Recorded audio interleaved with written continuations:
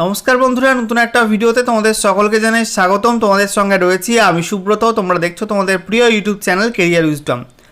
তো বন্ধুরা, এবারে রাজ্য বাজেটে যুবসাথী প্রকল্পের সঙ্গে সঙ্গে কৃষকদের জন্য, বিশেষ করে ক্ষেত মজুরদের জন্য 4,000 টাকা আর্থিক সহায়তা প্রকল্প চালু করা হয়েছিল।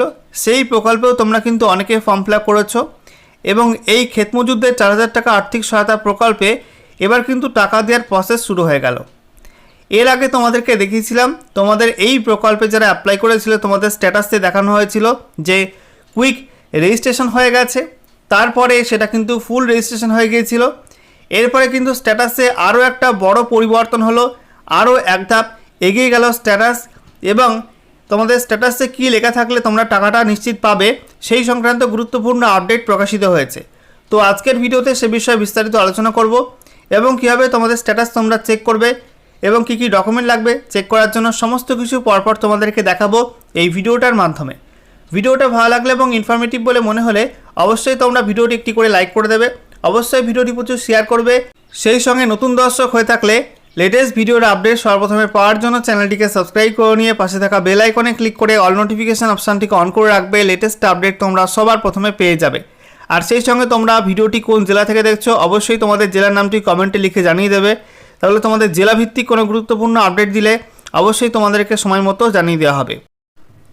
তো বন্ধুরা, প্রথমেই তোমাদের অনলাইন পোর্টাল থেকে দেখিয়ে দেবো স্ট্যাটাসটা তোমাদের কীভাবে চেক করতে হবে এবং স্ট্যাটাসে কী লেখা থাকলে তোমরা টাকাটা পাবে, সমস্ত বিষয়গুলো স্টেপ বাই স্টেপ দেখাবো। প্রথমে তোমাকে চলে আসতে হবে department of agriculture government of West বেঙ্গলের অফিসিয়াল ওয়েবসাইটে, অর্থাৎ মাটির কথা .wb.gov.in।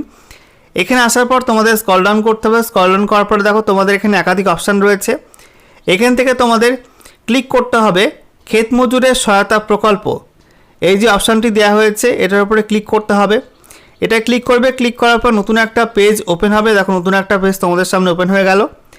এখানে তোমাদের স্ক্রল ডাউন করতে হবে। স্ক্রল ডাউন করার পরে দেখো লেখা রয়েছে অ্যাপ্লিকেশান স্ট্যাটাস, তার নিচে লেখা রয়েছে know your application status.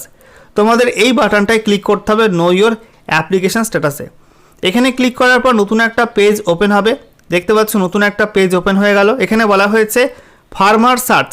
Option কি রয়েছে, সার্চ বাই অ্যাকনোলেজমেন্ট নাম্বার আর আধার নাম্বার আর মোবাইল নাম্বার।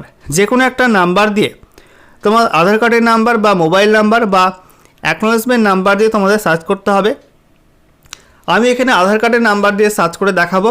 তো তোমরা যে কোনো একটা নাম্বার দিয়ে এখানে ইনপুট করবে, তারপরে তোমাদের নিজের সার্চ বাটনে ক্লিক করে সার্চ করতে হবে। ওকে। তো বন্ধুরা, অফলাইনে অ্যাপ্লিকেশান ফর্মটি জমা দেওয়ার পর একজন আবেদনকারীর স্ট্যাটাস আমি চেক করে দিয়েছিলাম। তখন কি দেখাচ্ছিল, তখন দেখাচ্ছিল নেম অফ অ্যাপ্লিক্যান্ট, অর্থাৎ আবেদনকারীর নাম, তারপরে মোবাইল নাম্বার, তারপরে ডিস্ট্রিক্ট কোন জেলা থেকে অ্যাপ্লাই করেছে, ব্লক তার ব্লকের নাম, এবং স্ট্যাটাসে দেখাচ্ছিল কুইক রেজিস্ট্রেশন হয়ে গেছে এবং রিমার্কসের ঘরে কিন্তু ফাঁকা ছিল। এটা কিন্তু প্রথমে দেখানো হচ্ছিল, অর্থাৎ ফর্ম সাবমিট করার পর তার কিছুদিন পর আবারও কিন্তু আমি চেক করে দিলাম। তখন কি দেখাচ্ছে, সব ডেটা কিন্তু একই রয়েছে, শুধুমাত্র স্ট্যাটাসে দেখাচ্ছে ফুল রেজিস্ট্রেশন হয়ে গেছে। ঠিক আছে, এটা কিন্তু পরিবর্তন হয়েছিল, কুইক থেকে ফুল রেজিস্ট্রেশন হয়ে গিয়েছিল। ঠিক আছে, এবারে আজকে যখন আমি চেক করছি তার স্ট্যাটাস কি দেখাচ্ছে ফার্মার সার্চে অ্যাপ্লিক্যান্টের নাম, তারপরে মোবাইল নাম্বার, তারপরে ডিস্ট্রিক্ট জেলার নাম জলপাইগুড়ি, ব্লকের নাম সদর, এবং স্ট্যাটাস দেখাচ্ছে এডিএ অ্যাপ্রুভ।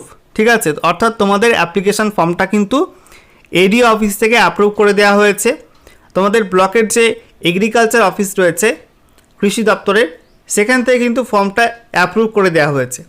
এটা লেখা থাকলে তোমরা কিন্তু টাকা পাবে, আর যদি এটা লেখা না থাকে তাহলে কিন্তু এখনও টাকা পাওয়ার পর্যায়ে তুমি আসোনি। যদি তোমাদের কুইক রেজিস্ট্রেশন করা হয়ে থাকে তাহলে কিন্তু প্রথম পর্যায়ে নাম তোলা হয়ে গেছে, এবং ফুল রেজিস্ট্রেশন করা হয়ে গেলে কিন্তু সম্পূর্ণ ফর্মটা সাবমিট হয়ে গেছে। তারপরে ভেরিফিকেশান করা হবে এডিএ অফিসে। সেখান থেকে যদি তোমাদের এডিএ অফিসের আধিকারিকরা অ্যাপ্রুভ করে দেয় তোমাদের ফর্ম, তাহলে কিন্তু এরকম লেখা থাকবে এডিএ অ্যাপ্রুভ, এবং তুমি কিন্তু টাকাটা পাবে। তোমাদের সংশ্লিষ্ট যে জেলার ট্রেজারি রয়েছে সেখানে তোমাদের নামটা পাঠানো হবে, এবং তোমরা প্রথম কিস্তি 2,000 টাকা কিন্তু পেয়ে যাবে।